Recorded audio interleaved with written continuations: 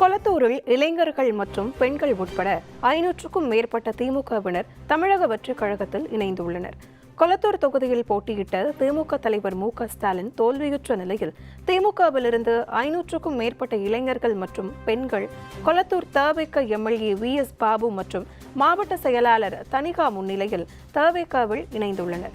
கட்சியில் இணைந்த இளைஞர்கள் மற்றும் பெண்கள் அனைவருக்கும் தவிக கட்சி துண்டு போர்த்தி வரவேற்பு அளிக்கப்பட்டது.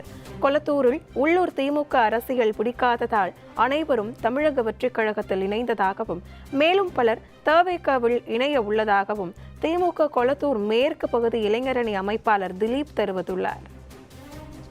எனக்கு தலைமை மேல எந்த ஒரு குறையும் கிடையாது. லோக்கல் பாலிடிக்ஸ் எனக்கு பிடிக்கல.